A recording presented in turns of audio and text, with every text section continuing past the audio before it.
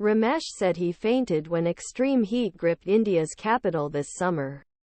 But he had no choice but to continue working under the blazing sun to provide for his family. The heat is becoming unbearable, the 34-year-old bricklayer told CNN. Ramesh lives with his parents, 3 brothers, a sister-in-law and 3 children in a crowded suburb of West Delhi, which has made headlines in recent years with mercury levels regularly rising to dangerous levels. And this June, the heat was making his family sick, too, as temperatures exceeded 40 degrees Celsius, shuttering schools, damaging crops and putting pressure on energy supplies. Ramesh, who goes by the same name, says he borrowed $35 from relatives to buy a second-hand air conditioner for his home. It makes noise, sometimes creates dust, he said.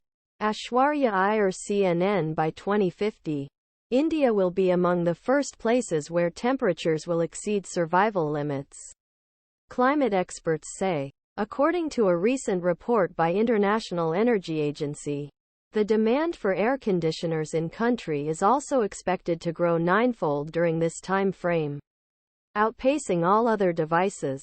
Ramesh's situation sums up paradox facing the world's most populous country with 1.4 billion people. The hotter and richer India gets, more air conditioning Indians will use. The more they use air conditioning, the hotter the country will be. India emits approximately 2.4 billion tons of carbon dioxide annually, according to data collected by the European Union. This contributes to approximately 7% of global emissions. By comparison, the United States has a quarter of India's population but causes 13% of its CO2 emissions. This raises a fairness question that climate scientists often ask: should people in the developing world bear the cost of reducing emissions even though they are among those least responsible for rising greenhouse gases? At recently concluded COP28 climate talks in Dubai, India was not among the countries that signed commitment to reduce emissions from cooling systems.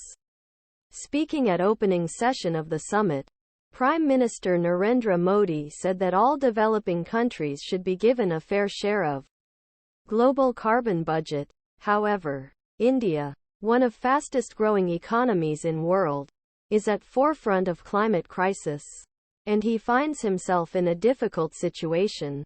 How can it balance its development while ensuring the protection of the environment? Indian Prime Minister Narendra Modi speaks during a session at the United Nations Climate Summit in Dubai on December 1, 2023. Ludovic MarinAFP Rising heat. A large portion of India's population continues to depend on AC for their physical and mental health.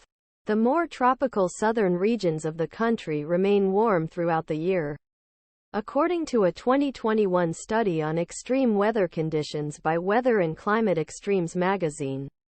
In last 50 years the country has experienced more than 700 heatwave events that claimed lives of more than 17,000 people. This June,